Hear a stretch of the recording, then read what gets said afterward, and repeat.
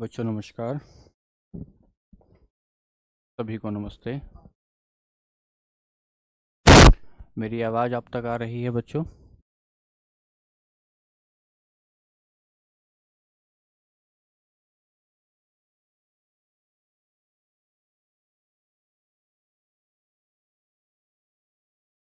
क्या मेरी आवाज़ आप तक आ रही है?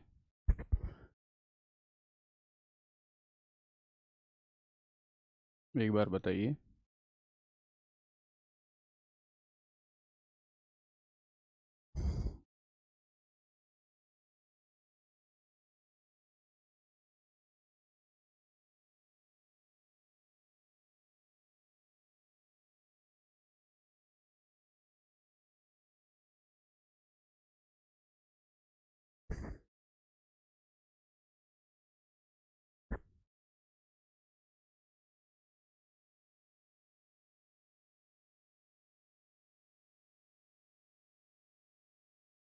चलिए।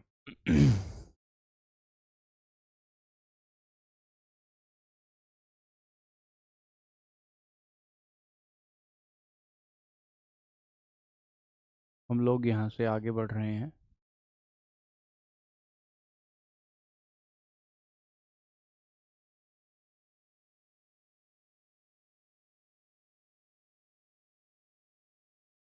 एक सेकंड रुकेंगे।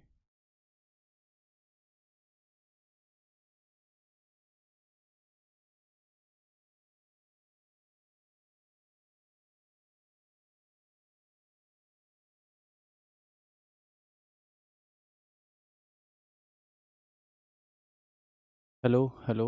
आवाज़ बताइए, एक बार आवाज़ बताइए। क्या आवाज़ सब ठीक है? ठीक है।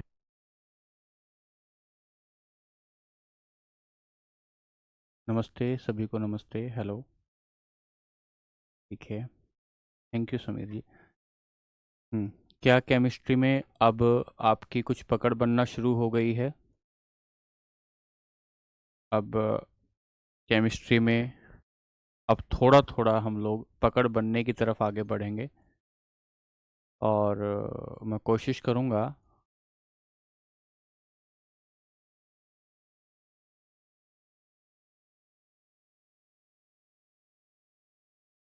हाँ, मुल्क को मैसेज दिखते हैं लेकिन बहुत तेज़ी में दिखते हैं।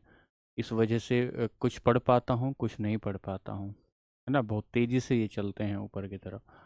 चलिए बच्चों, तो मैं और कोशिश करूँगा। जैसे आपका दो तीन इशू थे आपके, कि एक तो राइटिंग का इशू था, वो मैं सुधार कर रहा हूँ। दूसरा, पढ़ाने के तरीके को तो मैं आपके तरीके से चेंज नहीं कर सकता। उसका कारण ये है बच्चों, क्योंकि मुझे अपने तरीके से ही आपको चलना है। जिस रास्ते पे मैं पहले से चला हूँ, तो उसी रास्ते पर मेरे को पता है कि कैसे कैसे हमें आगे बढ़ना होगा। तो उस तरीके को तो आप चिंता ना करें। आप बस इतना ध्यान रखें कि आप मेरी बातों को थोड़े दिन तक मानते जाएं, बिना किसी शंका के मानते जाएं। आप देखेंगे कि जो सवाल जिस तरीके के आते हैं, केवल सवाल और उसका उत्तर नहीं पढ़ सकते। क्योंकि अगर सवाल और जवाब पढ़ेंगे तो एग्जामिनेशन में बहुत अच्छी परफॉर्मेंस नहीं आती है।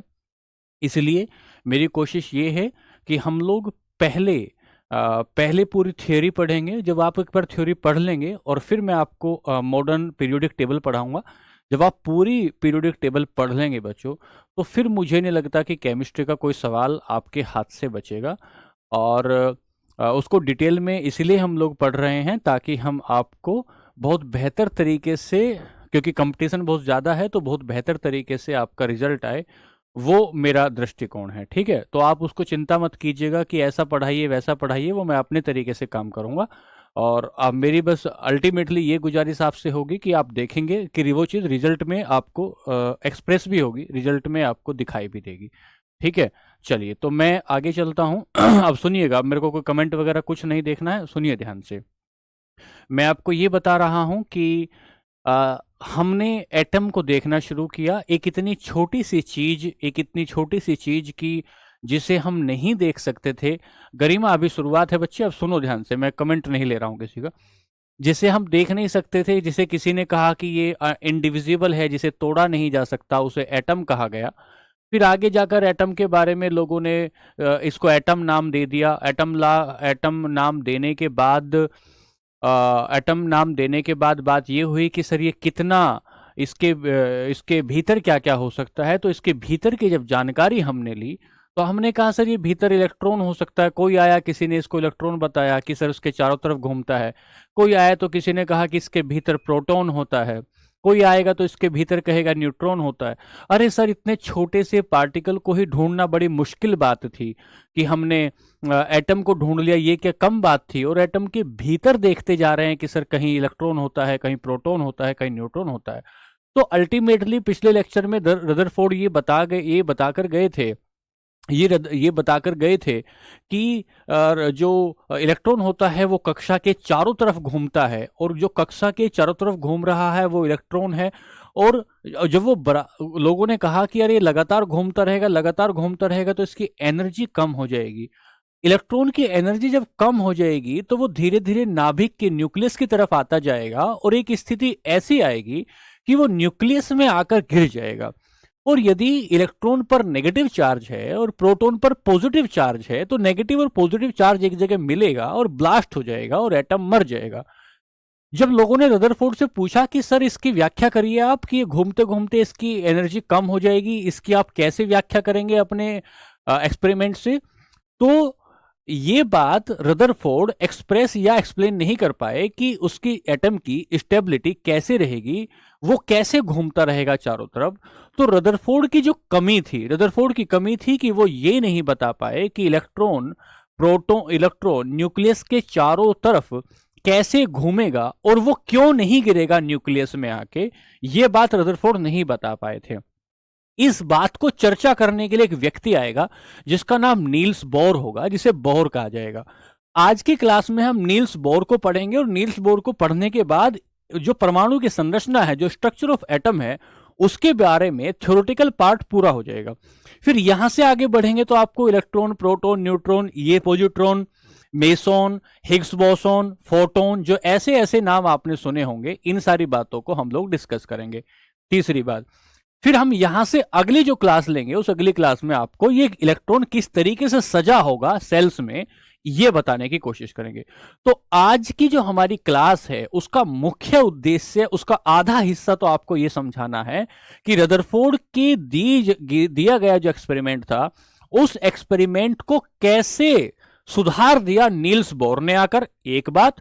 और दूसरी बात कि ये जो सब एटॉमिक यूनिट हैं, जिसमें इलेक्ट्रॉन, प्रोटॉन, न्यूट्रॉन, इन पर कितना आवेश आता है, इन पर कितना, ये कहां घूमते हैं, इनका मास कितना होता है, इनका नेचर क्या होता है, वास्तव में ये करते क्या हैं, इन सारी बातों की चर्चा हम आज के सेशन में कर रहे होंगे।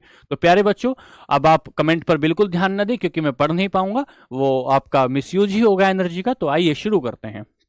तो आज की जो चर्चा है, आज का जो विषय है वो दोस्तों वो है नील्स बोर का परमाणु मॉडल। इसको थोड़ा सा कम कर लेते हैं कलम को। राइटिंग में आप बता दीजिएगा कि राइटिंग में कहीं दिक्कत आए तो। शॉर्ट में इसे लिखेंगे बोहर का परमाणु मॉडल।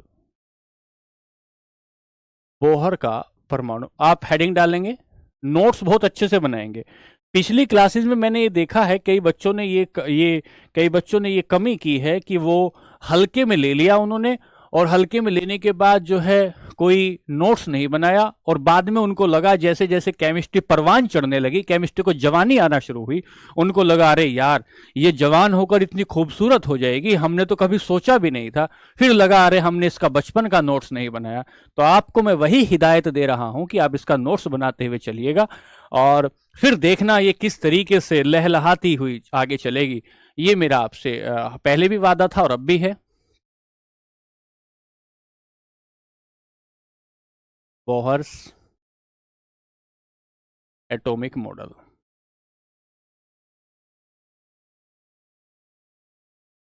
ये आज की क्लास की चर्चा का पहला विषय होगा, बोहर्स का एटॉमिक मॉडल। तो पहली बात सुनिए। पहली बात बोहर ने क्या बताई कि इलेक्ट्रॉन किसी भी न्यूक्लियस के चारों तरफ हर कक्षा में, प्रत्येक कक्षा में नहीं घूमते हैं। मतलब किसी न्यूक्लियस के चारों तरफ बहुत सारी कक्षाएं हो सकती है सर, अनगिनत कक्षाएं हो सकती हैं। और जितने मेरे सर में बाल इतनी कक्षाएं हो सकती हैं, लेकिन इलेक्ट्रॉन प्रत्येक कक्षा में चक्कर नहीं लगाते। वो छांट छांट के जो उनको पसंद होता है वो उसमें चक्कर लगाते हैं। तो पहली बात कि इलेक्ट्रॉन सभी कक्षाओं में चक्कर नहीं लगाते, और जिन कक्षाओं में, जिन ऑर्बिट में वो रिवॉल्व करते हैं, उन ऑर्बिट को इलेक्ट्रॉन डिस्टिंक्ट ऑर्बिट कहा जाता है। और उसको, उसमें एक एक समान एनर्जी लेवल होता है। उस ऑर्बिट की अपनी एक ऊर्जा होती है, और जो अपनी एक ऊर्जा होती है, उस ऊर्जा को, उस ऊर्जा की वजह से उस सेल को सेम एनर्जी लेवल कहा जाता है।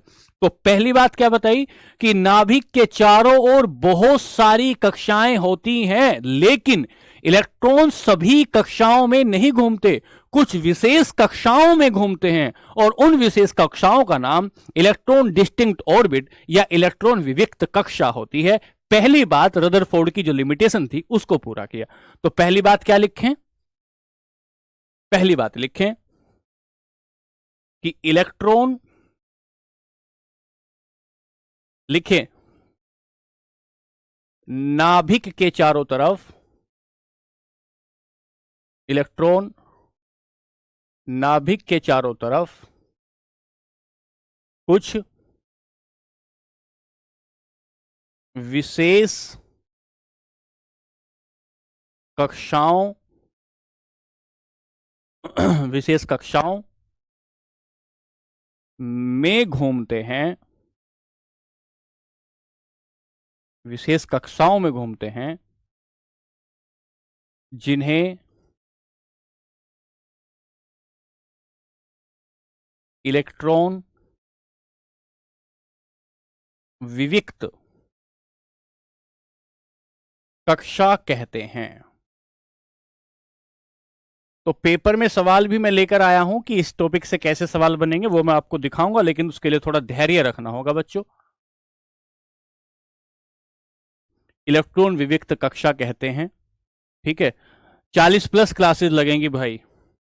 अगली बात, लेकिन उसके बाद केमिस्ट्री ऐसी जैसे अंबुजा सीमेंट, जैसे अंबुजा सीमेंट, आर पार एक भी सवाल नहीं जाएगा। Electron revolves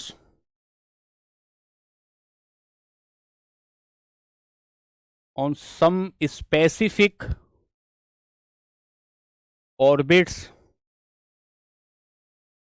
around nucleus, nucleus,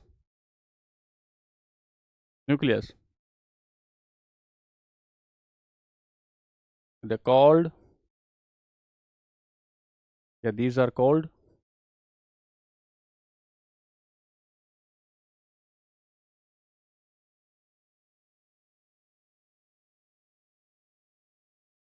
electron distinct orbits। सवाल आएगा, इलेक्ट्रॉन डिस्टिंक्ट ऑर्बिट शब्द किसने दिया? ये शब्द किसने दिया? एक बात हो गई। ये शब्द किसने दिया? एक बात हो गई। अगला, विश्वास करेंगे और लिखेंगे श्रद्धा और भाव के साथ, in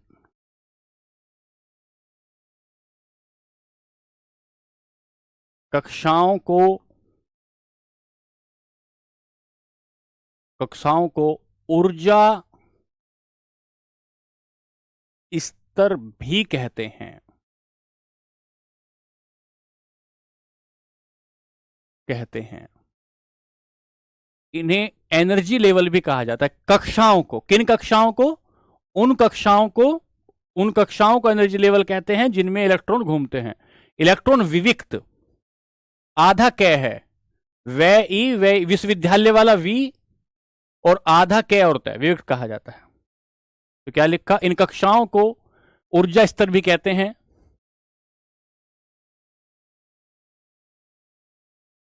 also called energy level. Writing बता देना भाई, मैं कोशिश कर रहा हूं धीरे धीरे। एनर्जी लेवल एक बात, दूसरी बात यही लिखनी है क्या? तीसरी बात यहां क्या लिखनी है? इन कक्षाओं को, ध्यान दो कक्षाओं के बारे में बात चल रही है, बेसिक है बिल्कुल। इन कक्षाओं को K L M N O P Q R जितना भी तुम्हें आए, तथा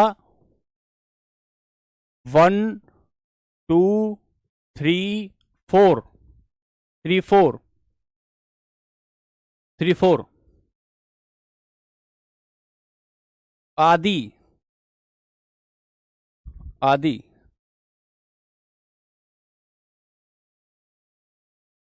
संकेतों से दर्शाया जाता है।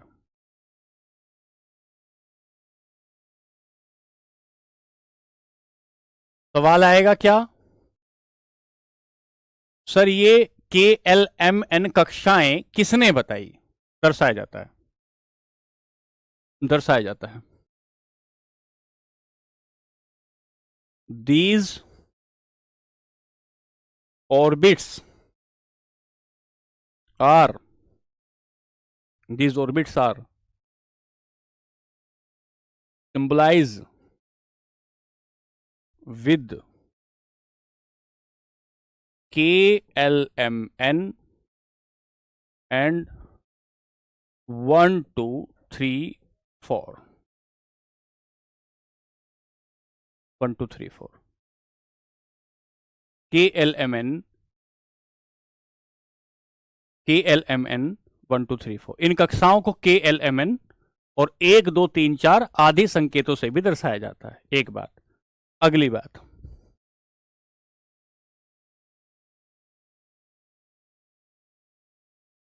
एक कक्षा, ये केमिस्ट्री के बच्चों पैर हैं, पैर, इन पैरों को मजबूत करना है। एक कक्षा में घूमने वाले सभी इलेक्ट्रॉनों की ऊर्जाएं, उनमें ताकत समान होती है। मतलब एक कक्षा में जो भी घूम रहा होगा उस कक्षा की सारी की सारी और इलेक्ट्रॉन जो होंगे उनकी जो ताकत होगी, उनकी जो एनर्जी होगी वो समान होगी, कम या ज्यादा नहीं होगी। एक कक्षा में घूमने वाले सभी इलेक्ट्रॉनों की ऊर्जाएं समान होती हैं।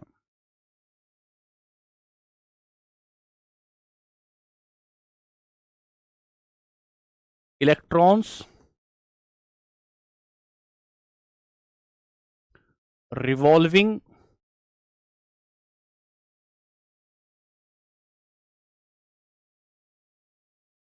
on an orbit have same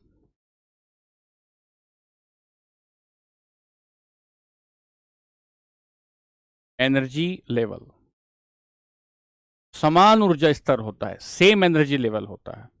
और एक आखिरी बात, यही आखिरी बात थी जिसने रदरफोर्ड की बात को स्पष्ट किया। यही आखिरी,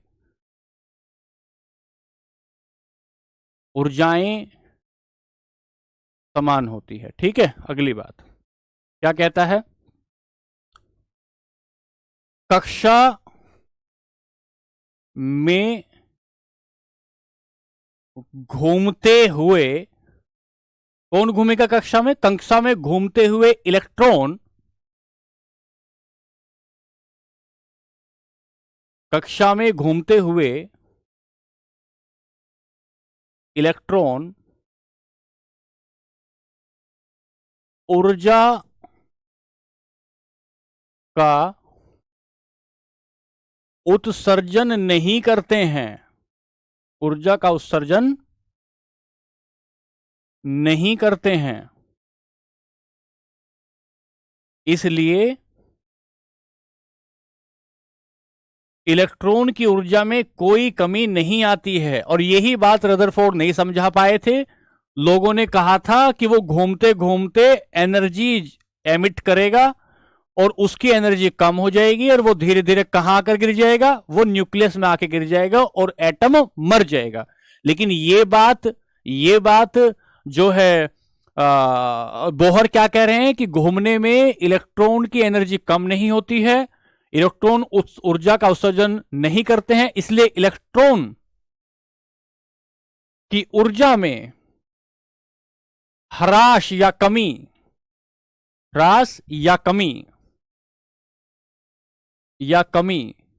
नहीं आती है, या कमी नहीं आती है। मोस्ट इंपोर्टेंट पॉइंट है भाई। अब इसका जो है अंग्रेजी अनुवाद, कौन सा पॉइंट है? 5वां पॉइंट है।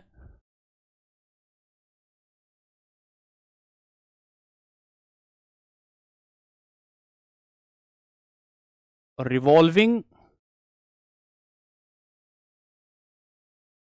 Orbit electrons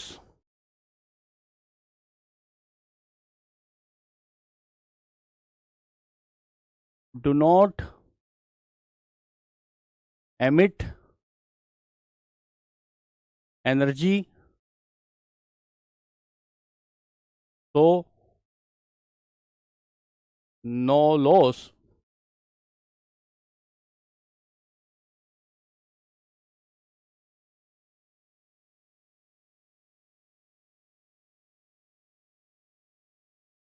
electrons energy।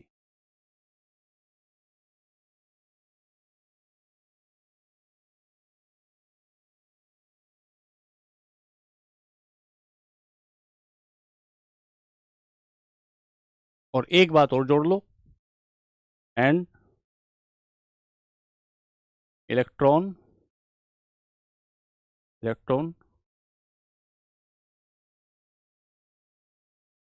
will be in stable condition,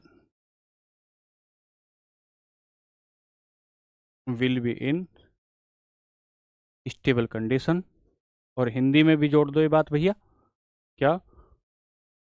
अतः इलेक्ट्रॉन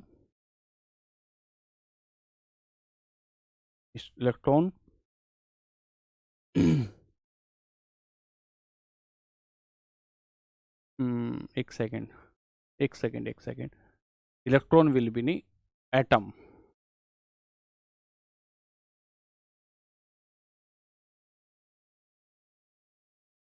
अतः परमाणु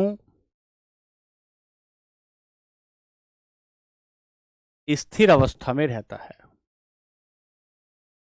स्थिर अवस्था में होगा या रहता है। यही बात नहीं कह पाए थे रदरफोर्ड।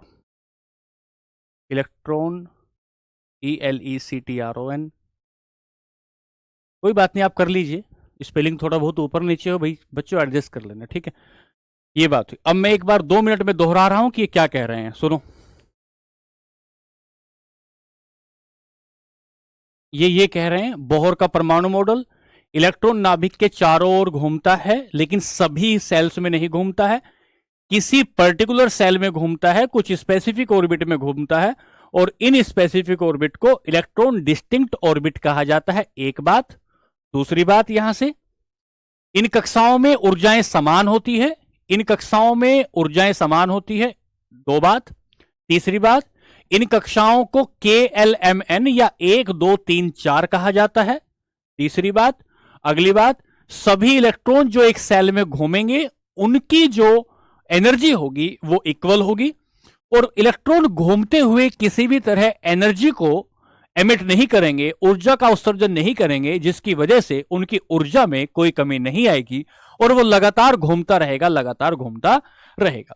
यहां तक की जो थ्योरी हुई ये एटॉमिक मॉडल की थ्योरी हुई। यहां मैं थ्योरी का पार्ट रोक रहा हूं, जब मैं नया चैप्टर शुरू करूंगा इलेक्ट्रॉनिक विन्यास, इलेक्ट्रॉनिक कॉन्फ़िगरेशन जब शुरू करूंगा तो दोबारा से थ्योरीज आएंगी।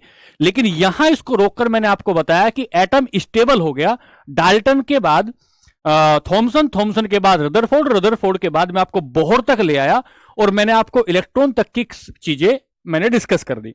अब यहां से इसी टॉपिक के भीतर, इसी चैप्टर के भीतर एक सब टॉपिक आप बनाएंगे और उस सब टॉपिक का नाम लिखेंगे। लिखिए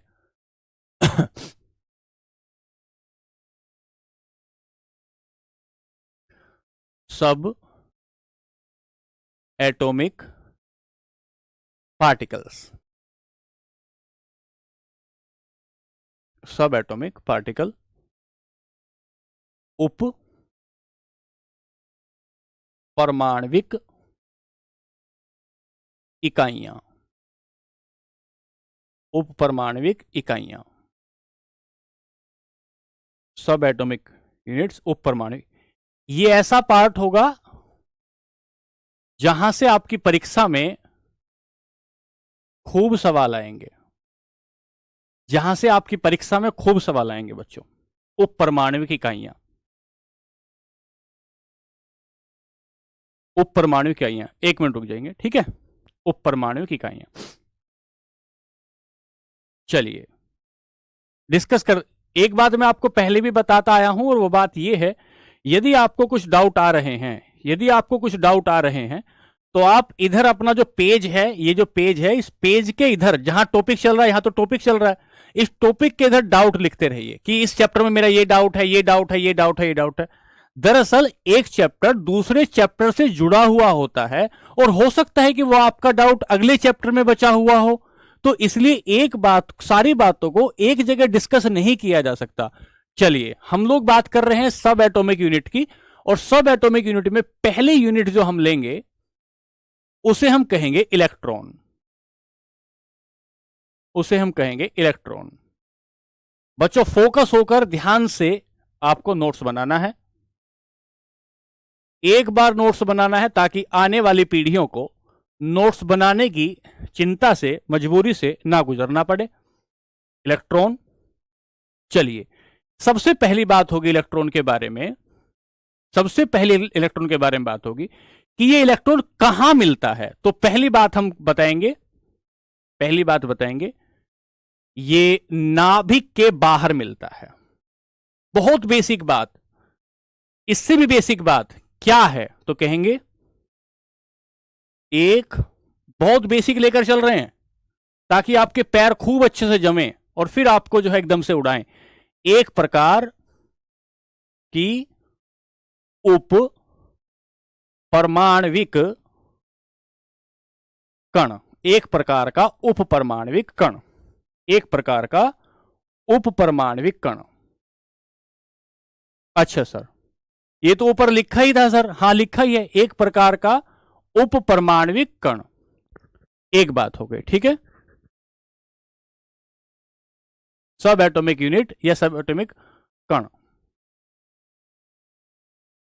ऐसे लिख लो, ठीक है, यूनिट्स या कण। चलिए टाइप ऑफ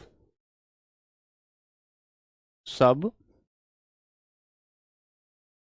थोड़ा राइटिंग में, एटॉमिक पार्टिकल, ठीक है जी। तो सबसे पहला किसी ने पूछा इलेक्ट्रॉन क्या होता है, अभी कोई बच्चा कमेंट में लिख रहा था सर इलेक्ट्रॉन एटम के भीतर एक छोटी परमाणु की यूनिट है, छोटी परमाणु की इकाई है, परमाणु से छोटा कण है। अरे जिलों के भीतर मंडल होते हैं, जिलों के भीतर ब्लॉक होते हैं, ब्लॉक के भीतर गांव होते हैं।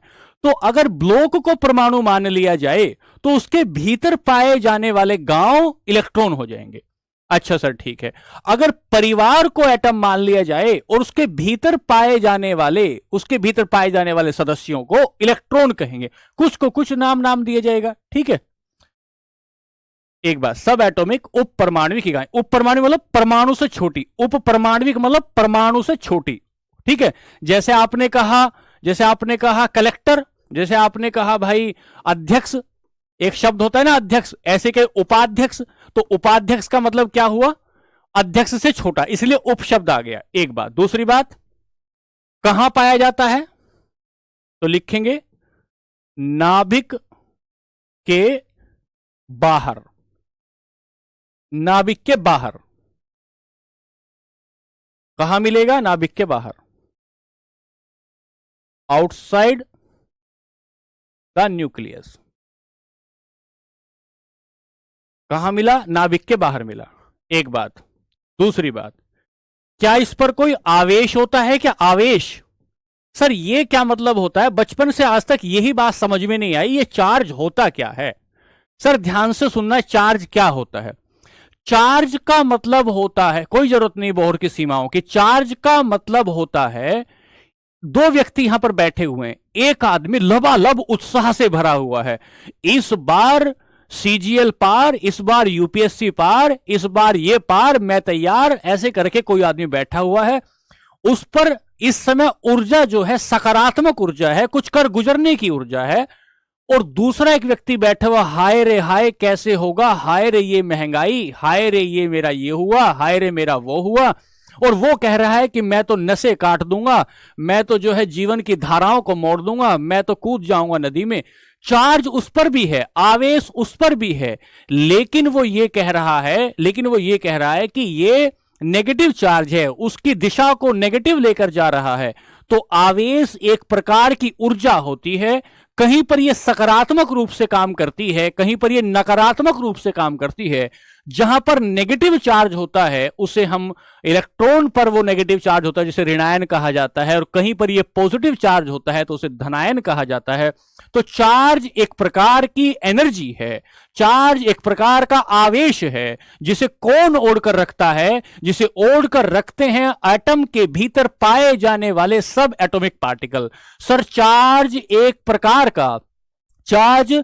प्रकार का मुकुट है, एक प्रकार का ताज है। वो ताज जिसने पहन लिया, जो पॉजिटिव चार्ज पहने हुए है वो धनायन है, जो नेगेटिव चार्ज पहने हुए है वो ऋणायन है। तो ये ताज है एक प्रकार का। तो हमने कहा आवेश होता है, हां इन पर आवेश होता है। कैसा आवेश होता है? नेगेटिव आवेश होता है, ऋणात्मक होते हैं बच्चों, ऋणात्मक आवेश होता है इन पर। अच्छा ऋणात्मक आवेश होता है, हां सर ये ऋणात्मक आवेश, ये ऋणात्मक, ये भूल जाऊंगा लिखना है एक बार, ये ऋणात्मक आवेश किसने बताया कि ये आवेश होता है? तो सर आर के मिलिकन ने, इसको नोट करके लिखना बच्चों कहीं, आर ए मिलिकन ने, ए आर मिलिकन है, ए आर मिलिकन ने बताया कि भाई इस पर चार्ज होता है। तो चार्ज के बात आई किसकी? ए आर मिलिकन किसने बताया चार्ज के बारे में? मिलिकन ने बताया। ठीक है, अच्छा यहां एक बात रह गई थी, वो मैंने क्योंकि पहले बता दिया था, इलेक्ट्रॉन की खोज किसने की थी?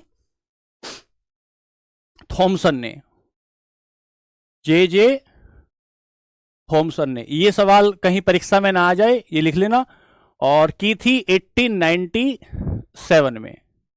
ठीक है, दो बात हो गई सर, चार्ज होता है। सर ये चार्ज कितना होता है? टीना एक मिनट रुको बेटा, बताएंगे ये चार्ज कितना होता है। तो सुनना, 1.6 नेगेटिव है या पॉजिटिव है? नेगेटिव है। -1.6 इंटू 10 की पावर -19, 10 की पावर -19 कुलाम। बच्चों जैसे सब्जी को तोलोगे किलोग्राम में, जैसे सब्जी को तोलोगे, जे थॉमसन, सब्जी को तोलोगे किलोग्राम में, जैसे एनर्जी को तोलोगे आप जूल में, जैसे आप विद्युत धारा को, इलेक्ट्रिक करंट को तोलोगे एम्पियर में, ऐसे ही आप चार्ज को तोलोगे कुलाम में। कुलाम नाम के वैज्ञानिक के नाम पर उसको सम्मान देने के लिए कुलाम में हम इसको तोलेंगे। तो हमने कहा सर चार्ज कितना होता है? 1.6 इंटू 10 की पावर -19 इस पर, -19 इस पर कुलाम होता है। एक बात हो गई। यहां से आगे चले सर क्या इसमें मास होता है? क्या इसमें द्रव्यमान होता है? सर ये मास क्या होता है, द्रव्यमान क्या होता है? सर ये बहुत बड़ी बात है, द्रव्यमान का मतलब होता है इसके भीतर आने वाले पार्टिकल की वजन कितना है, उसकी ताकत कितनी है, उनके कणों की संख्या कितनी है। कोई भी पदार्थ है, कोई भी कण अगर है, कोई भी पार्टिकल अगर है, तो उसका कोई ना कोई मास जरूर होता है, यदि कोई ना कोई पार्टिकल है तो उसका कोई ना कोई मास जरूर होता है। तो हम कहेंगे, मास कितना होता है?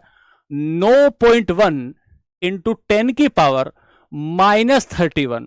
9.1 इंटू 10 की power -31 kilogram. Kilogram. Sir 1 kilogram में कितने ग्राम होते हैं? 1000 ग्राम। 1 किलोग्राम में कितने ग्राम होते हैं? सर बचपन का सवाल है। 1000 ग्राम होते हैं। तो मैं इसे ये नहीं लिख सकता क्या? या 9.1 इंटू 10 की पावर -28 ग्राम। -28 ग्राम। ध्यान से सुनना, यहां जीएम मत लिख देना। ग्राम का मतलब जी ग्राम का सिंबल जीएम नहीं होता। जब आप फिजिक्स पढ़ते हैं और वहां यूनिट पढ़ते हैं तो वहां लिखते हैं कि मास को किलोग्राम में नापा जाता है और ब्रैकेट में सिंबल लिखा होता है केजी। जब आपने यहां केजी लिखा है तो यहां ग्राम में एम नहीं आता, ग्राम में एम नहीं आता। तो आपने क्या बताया?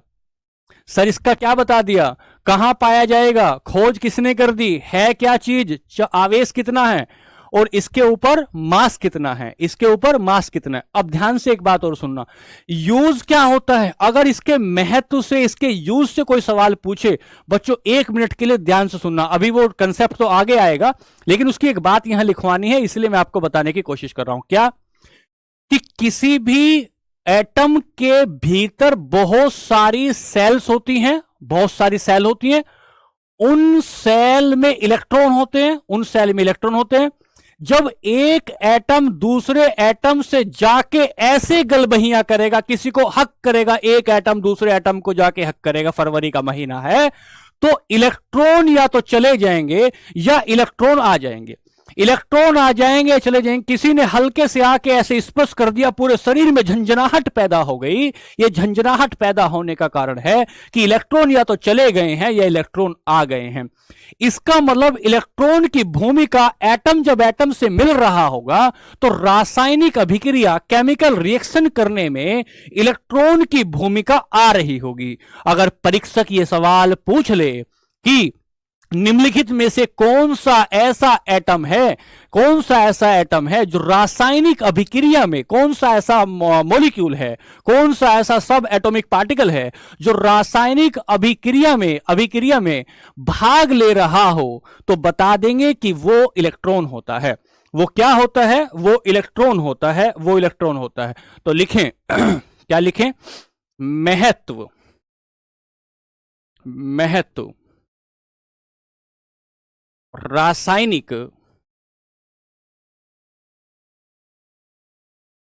अभिक्रियाओं में भागीदारी। यह बात ज्यादा अच्छे से आप समझोगे और 1 वीक बाद, क्योंकि जब आपको रासायनिक अभिक्रियाओं की पूरी सूचना हो चुकी होगी, उसकी उधेड़ बुन जान चुके होंगे, तब आप और ज्यादा बेहतर तरीके से समझोगे। लेकिन लिखना तो पड़ेगा ये भी।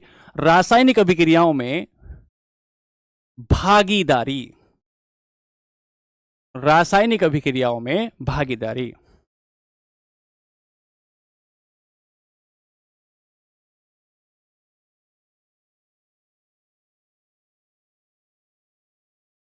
Chemical reactions. यह बात हुई इलेक्ट्रॉन के बारे में। इलेक्ट्रॉन के बारे में इतना पूछा जा सकता है आपसे, सर क्या चीज है, कहां मिलता है, चार्ज कितना है, खोज किसने कर दी, कब खोज कर दी, और सर महत्व क्या है। और दिमाग में रहे, दिमाग में रहे, इसलिए आपको कुछ खास नहीं करना। मान लेते हैं कि ये एक इलेक्ट्रॉन है, मतलब ये एक सेल है।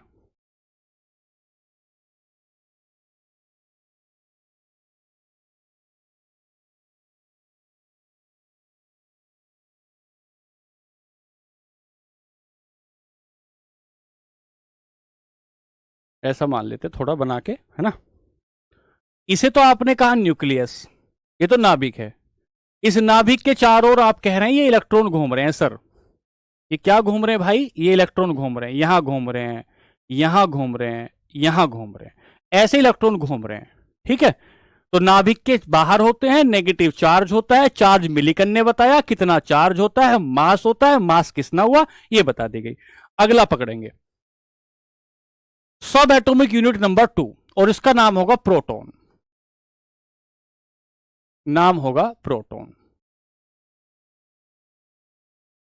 फिर किसी ने आपसे पूछा, अरे भैया प्रोटॉन क्या होता है? हाँ बना सकते हो, प्रोटॉन क्या होता है? तो हम कहेंगे प्रोटॉन एक सब एटॉमिक यूनिट है जो एटम के भीतर पाई जाती है। अब भी अगर किसी बच्चे को तकलीफ आ रही हो, अब भी अगर बिल्कुल मतलब जो है एकदम मामला सर के ऊपर से जा रहा हो, तो एक लाइन में आपकी सुविधा के लिए लिख रहा हूं, एक उप परमाणविक इकाई या कण कण जो नाभिक में मिलता है। जब केमिस्ट्री पूरी हो जाएगी ना, तो आपको ऐसा ये वाली लाइनें देख के आप हंसोगे, सर हमें ये भी लिखवाया गया है। हाँ हाँ, जब केमिस्ट्री लेकिन पूरी हो जाएगी तब आप हंसोगे इस बात को देख के। एक उपपरमाणविक कण जो नाभिक में मिलता है। अभी नहीं, अभी तो आपको ये अच्छा लगेगा। ए सब atomic unit, atomic particle which is found in nucleus. कहां पाया जाता है? न्यूक्लियस में पाया जाता है। एक बात हो गई, ठीक है। इलेक्ट्रॉन को कैसे देख सकते हैं? इलेक्ट्रॉन को तो भैया उन्होंने देखा था रदरफोर्ड ने। हम और तुम कहां देखोगे, हमारी आंखों में इतनी ताकत नहीं। एक बात हो गई। दूसरी बात, खोज किसने की? खोज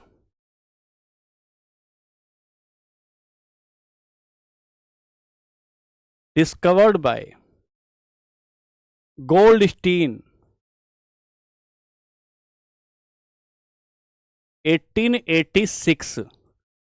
देखो, जब हम अपनी कांग्रेस बना रहे हैं, जब हम अपनी कांग्रेस बना रहे हैं 1885 में, तब ये तब ये प्रोटॉन की खोज कर रहे हैं। हम उलझे हुए हैं भारत को आजाद करने में, और दुनिया लगी हुई है खोज में। और नाम किसने दिया? नोमेनिक्लेचर, नामकरण किसने किया? कांग्रेस 85 में बनी थी ना।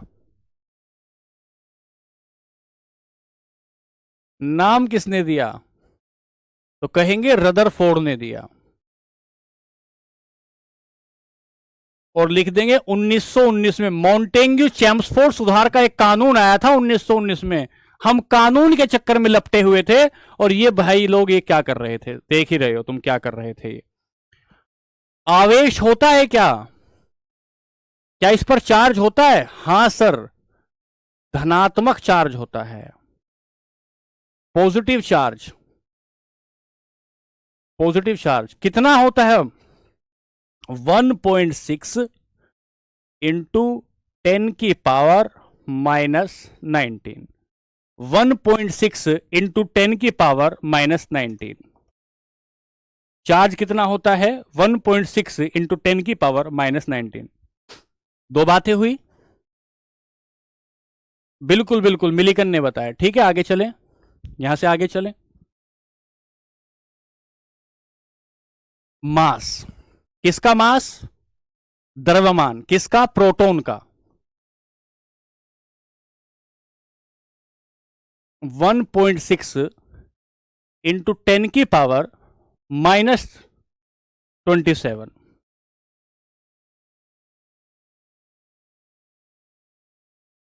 -27 किलोग्राम। और अगर ग्राम में लिखना हो तो 1.6 इंटू 10⁻⁻24 ग्राम। कुछ बच्चे मेरे मासूम बालक ऐसे भी होंगे जिन्हें ये माइनस वगैरह देख के, ये दिक्कत होती होगी कि -27 क्या है, -24 क्या है। तो बच्चों ये जो है, ये फिजिक्स में तुम समझोगे कि 10 की घात नेगेटिवली जब चलती है कैसे काम करती है। ये हो गया क्या? मास। कि मास कितना होगा, द्रव्यमान कितना होगा। अच्छा सर, तो हमने बताया खोज किसने की, नामकरण किसने किया, और यहां से आगे आए तो मास द्रव्यमान कितना है। महत्व क्या है? महत्व क्या है? इंपोर्टेंस क्या है? महत्व मतलब इंपोर्टेंस क्या है?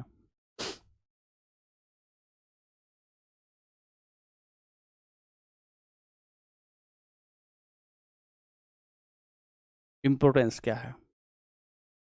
महत्व मतलब इंपोर्टेंस क्या है भाई, ठीक है। चलिए आगे, क्या इंपोर्टेंस है वो देखें। तो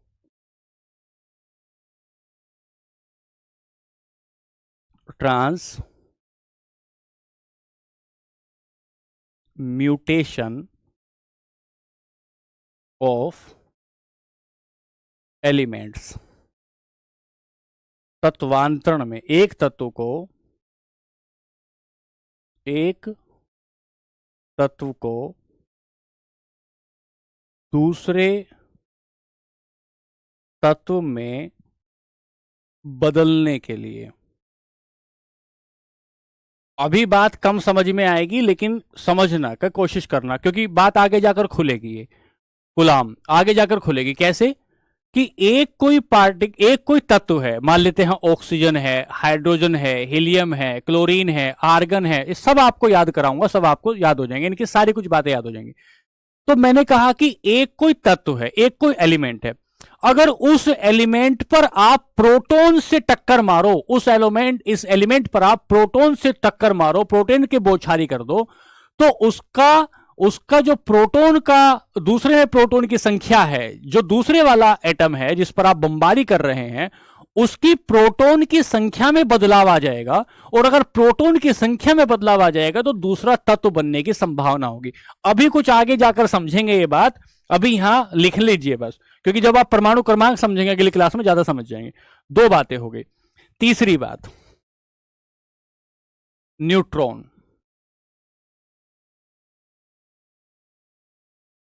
चार्ज तो लिख दिया ना, धनात्मक होता है भाई, ये धनात्मक होता है 1.6, ठीक है। न्यूट्रॉन,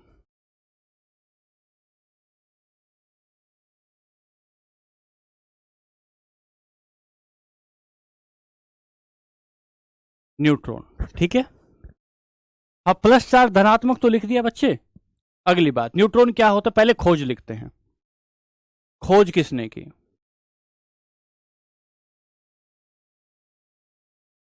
डिस्कवर्ड बाय, किसने खोज कर दी? तो बताएंगे, जेम्स चैडविक ने। जेम्स चैडविक ने खोज कर दी। और कब कर दी? 1932 में, जब हमारे यहां सांप्रदायिक पंचायत आ रहा था, कम्युनल अवार्ड आ रहा था, पूना समझौता हो रहा था, उस समय पर जेम्स चैडविक ने इसकी खोज कर दी। एक बात,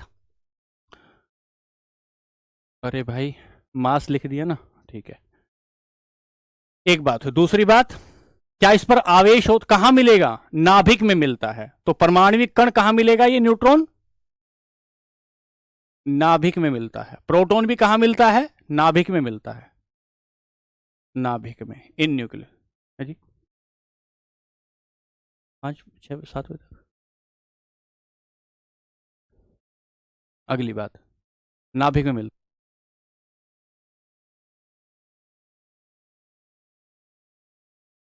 फिर यहां से आगे चले, यहां से आगे चले तो नाभिक, अच्छा, आवेश, चार्ज, आवेश, चार्ज।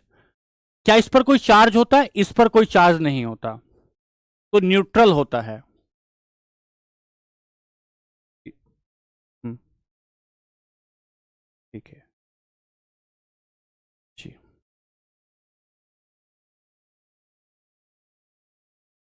न्यूट्रल होता है, न्यूट्रल होता है, आवेश रहित होता है। द्रव्यमान, मास 1.67 10⁻⁻27 किलोग्राम। 1.67 -10⁻⁻27 किलोग्राम, या अगर इसे फिर ग्राम में लिखना चाहें, 1.67 10⁻⁻24 ग्राम। महत्व क्या होता है? इंपोर्टेंस क्या होती है? इंपोर्टेंस क्या होती है? नाभिकीय अभिक्रियाओं में प्रयोग।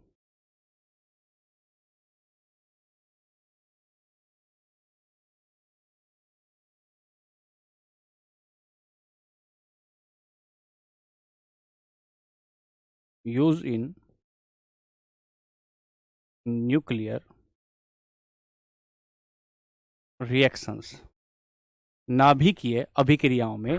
नाभिक मीन्स न्यूक्लियस, न्यूक्लियस कितनी बार बोल चुका हूं भाई, न्यूक्लियस केंद्र, ये नाभि, ये जो नाभि बनी है ना तुम्हारी, ये जो नाभि बनी है इसी को तो नाभि, इसलिए तो शब्द आया, केंद्र है ये, इसे तो नाभिक आया है, ये हुआ। ठीक है, चलिए अगला, अब लीजिए पॉजिट्रॉन, बहुत खास है, पूछे जाने की भरपूर संभावना।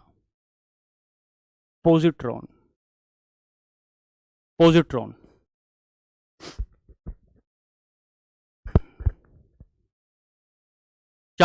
चैडविक ने बताया इसको, चैडविक ने बताया, पॉजिट्रॉन पर आए। अब देखो ध्यान से सुनना, दो शब्द लिए, दो शब्द लिए, एक शब्द लिया पॉजिटिव और एक शब्द लिया इलेक्ट्रॉन, इलेक्ट्रॉन। तो पोजी तो ले लिया पॉजिटिव से और ट्रॉन ले लिया इलेक्ट्रॉन से, और मिलाकर क्या बना दिया, पॉजिट्रॉन। मिलाकर क्या बना दिया, बस इसको करा रहा हूं जयकरण भाई, इसको, इसको क्या बनाया, इसको बनाया पॉजिट्रॉन। तो हमने क्या कहा, हमने क्या कहा, खोज, पहली बात खोज,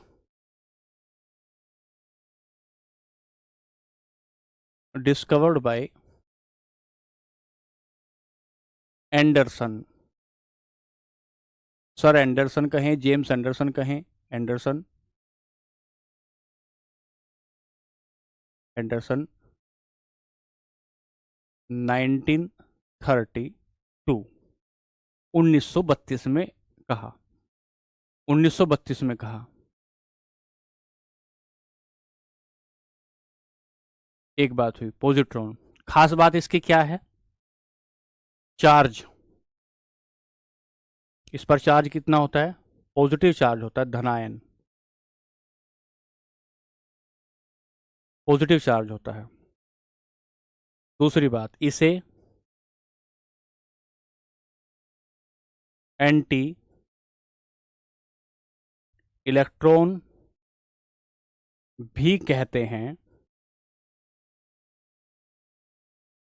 क्योंकि यह कक्षा में, कक्षा में इलेक्ट्रॉन के विपरीत दिशा में घूमता है, कक्षा में विपरीत दिशा में घूमता है। तो पूछेगा एंटी इलेक्ट्रॉन सब एटॉमिक यूनिट कौन सी है, एंटी इलेक्ट्रॉन सब एटॉमिक यूनिट कौन सी है, तब आपको बताना होगा पॉजिट्रॉन है, पॉजिट्रॉन है। क्या लिखेंगे, positron also called anti-electron particle because it revolves opposite direction of electron on orbit, on orbit। ये भी, ये कहां होता है, ये इलेक्ट्रॉन के नजदीक होता है, नाभिक के बाहर होता है बच्चे, और इलेक्ट्रॉन के नजदीक होता है, इलेक्ट्रॉन के नजदीक होता है और नाभिक के बाहर होता है, नाभिक के बाहर होता है। ठीक है, चार्ज भी एक रीजन होगा ना सर एंटी इलेक्ट्रॉन का, हाँ चार्ज एक रीजन है, तभी तो लिखा पॉजिटिव। ठीक है, यहीं लिखें दूसरी बात, आवेश बस एक मिनट की बात है, ये पूरा हो जाएगा। आवेश तथा द्रव्यमान द्रव्यमान इलेक्ट्रॉन के बराबर होता है। जितना इलेक्ट्रॉन का आवेश और द्रव्यमान होता ना, उतना ही इलेक्ट्रॉन के बराबर होता है। या ऐसे लिख दूं यहां पर, बच्चों धैर्य मत खोना कि भाई टाइम हो गया। Mass of positron, mass and charge and mass of positron is equal to mass and charge of electron। आवेश कितना होता है? आवेश होता है इलेक्ट्रॉन के बराबर, लेकिन वो धनात्मक होता है, लेकिन वो पॉजिटिव होता है। यूज लिखें, यूज। अब ध्यान से सुनना, आपने कभी एमआरआई कराया होगा या किसी घर वाले ने कराया हो, तो एक मशीन होती है जिस मशीन के भीतर पूरा शरीर चला जाता है, और पूरा शरीर भीतर से पूरा एक्सरे कराया जाता है, पूरे शरीर का टिश्यू, कैंसर सेल कहां है ये देखा जाता है, कोई टिश्यू काम नहीं कर रहा, मर गया है कोई टिश्यू, ये देखा जाता है। तो जो स्कैनिंग मशीन होती है, तो यूज होता है स्कैनिंग मशीन में। स्कैनिंग मशीन बहुत बारीक पार्टिकल है, वेव की तरह चलता है स्कैनिंग मशीन में, या कैंसर सेल्स को डिटेक्ट करने में।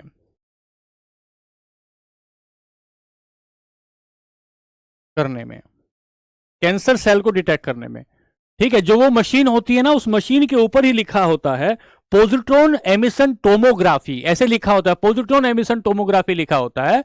और वो मशीन जो होती है उसके भीतर स्कैनिंग होती है, उसके भीतर स्कैनिंग। इलेक्ट्रॉन के नेगेटिव है, हाँ, इस चार्ज नेगेटिव है, ये बात तो ठीक है, लेकिन कितना होगा ये कितना इलेक्ट्रॉन के मास और इलेक्ट्रॉन के चार्ज के बराबर होगा। यहां मैं पॉजिट्रॉन के आसपास आपको रोक रहा हूं, और कल हम लोग इससे आगे बात करेंगे। तो हमने एक बार पॉजिट्रॉन को रिवाइज करना है, ये 30 सेकंड में हमें रिवाइज करना है। पॉजिट्रॉन की खोज एंडरसन ने 1932 में की थी। इस पर चार्ज पॉजिटिव होता है, जबकि इलेक्ट्रॉन पर चार्ज नेगेटिव होता है। इस पर चार्ज नेगेटिव होता है, पॉजिटिव होता है, लेकिन होता कितना है? 1.6 इंटू 10⁻⁹ इतना ही किस पर होता है? इतना ही होता है आपके इलेक्ट्रॉन पर। इसे एंटी इलेक्ट्रॉन कहते हैं। हां, इसे एंटी इलेक्ट्रॉन कहा जाता है क्योंकि यह कक्षा में इलेक्ट्रॉन के विपरीत दिशा में घूमता है। और इसका द्रव्यमान और मास मैंने बता दिया कितना होता है, कहां यूज होता है, स्कैनिंग मशीन वगैरह में ये यूज होता है, ठीक है। तो कल मैं इसको आधा हिस्सा बचा है अभी, और आधा हिस्सा इसका कराने के बाद मैं, सर आपने तो ऊपर लिखाया है कि आधा हिस्सा कराने के बाद कल अगला बताऊंगा। क्या लिखाया है भाई? पीवाईक्यू। भैया प्रज्वाल, तुम यार समझ क्यों नहीं रहे हो? पीवाईक्यू अब कहां से कराऊं? टाइम पूरा हो गया है ना, पूरा कराऊंगा तभी तो पीवाईक्यू। क्या न्यूट्रॉन और प्रोटॉन को देखा जा सकता है? मुरारी भाई, आंखों से नहीं देखा जा सकता। ठीक है, thank you Jyoti ji. Batch join किया है, मेरा बैकलॉग बहुत हो गया है। हाँ, करना पड़ेगा भाई। सर बोर्ड ब्लैक कीजिए प्रीतम। बोर्ड जिनको जाना है भाई वो जा सकते हैं, मैं बच्चों के कमेंट ले रहा हूँ 1-2 मिनट। मॉलिक्यूल कभी स्टार्ट होगा साक्षी? जब स्टार्ट होगा जब एटम पूरा हो जाएगा। सर पैराबोलिक मिसाइल जो होता है वो क्या होता है? वो आगे पढ़ेंगे, मिसाइल फिजिक्स में पढ़ेंगे। कोई नहीं सर, कल करें। हाँ, कल करेंगे। Thank you so much. ठीक है नेहापाल, थैंक यू। मास की एएमयू में, ये कल पढ़ेंगे। मैं पढ़ाता हूँ भाई, मैं पढ़ाता हूँ। ठीक है जी, थैंक यू जी। अब समझ में आ रहा है? ठीक है, समझ में आ रहा है तो बहुत अच्छी। मॉक टेस्ट कब स्टार्ट करेंगे? जब पूरा थ्योरी करा देंगे, पूरा थ्योरी करा। चार्ज कंफ्यूज है? हाँ, कंफ्यूज नहीं होना बच्चे। पॉजिटिव चार्ज पॉजिट्रॉन में होता है, नेगेटिव चार्ज इलेक्ट्रॉन में होता है, लेकिन उनकी क्वांटिटी बराबर होती है। वो कितनी है वो बराबर होती है, ये है। ठीक है, किसी बच्चों को समझ नहीं आ रहा हो तो मैं फिर कोशिश करूंगा, घबराइएगा मत, घबराइएगा मत, ठीक है। ऐसा चिंता नहीं करनी है कि समझ, मैं उस तरीके से पढ़ा रहा हूँ कि इस क्लास में बहुत सारे बच्चे आर्ट बैकग्राउंड के हैं, बहुत सारे बच्चों ने कई सालों से, वर्षों से, दशकों से नहीं पढ़ी है केमिस्ट्री। तो बच्चे वो इस वजह से मैं कोशिश कर रहा हूं कि उनको थोड़ा सा एक बैकग्राउंड दूं, और उस बैकग्राउंड में सिलेबस केमिस्ट्री में अमन भाई 40 क्लास लगेगी। आप घबराइए मत, 40 से 45 क्लास में केमिस्ट्री का लच्छा आपके हाथ में आएगा, ऐसी सुगंधित महक उसमें से होगी कि आप सराबोर हो जाएंगे, उस महक में सराबोर हो जाएंगे। आप ही नहीं, आपके आसपास वाले सभी लोग कहेंगे हाँ केमिस्ट्री पढ़ी है, और जिससे भी पढ़ी है बहुत बेहतर पढ़ी है। ठीक है, थैंक यू सभी को, बहुत धन्यवाद। हाँ हाँ ठीक है। हाँ, किसी केमिस्ट्री किसी भी एग्जाम के लिए, कोई भी एग्जाम क्यों ना हो बच्चे, उससे कराएंगे। चैप्टर पीयूष भाई मैं टॉपिक वाइज ही लेता हूं, मैं तो रोजाना टेस्ट कराता हूं, ठीक है।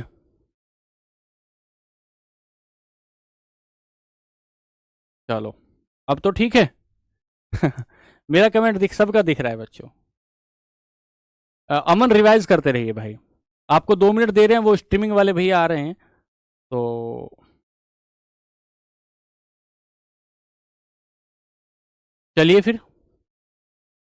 केमिस्ट्री कहाँ तक पढ़ाई जाएगी? केमिस्ट्री जो भी कंपटीशन में आता होगा सारा पढ़ाया जाएगा, जो भी कंपटीशन में आएगा सब पढ़ा होगा, पढ़ाएंगे, ठीक है। और जो बच्चे समझ में नहीं आ रहा है, मैं कोशिश करूंगा कि भाई मैं और मेहनत करूं, और आपको समझाने की कोशिश करूं, और आसान भाषा में आपको समझाऊं, और आपको केमिस्ट्री के जो भी सवाल आपके परीक्षा में आते होंगे मैं उनको ठीक करूँ। वर्कशीट के बारे में अभी मुझे जानकारी नहीं है भाई, जानकारी होगी तो मैं आपको पूछ के बताऊंगा, ठीक है। चलिए, तो फिर चला जाए। फिर मिलते हैं कल की क्लास में। आप ढंग से इसको पढ़िए, ढंग से इसको रिवाइज करिए। प्रोटॉन के यूनिट नहीं दिए हैं सर, प्रोटॉन के यूनिट नहीं पढ़ते हैं सर।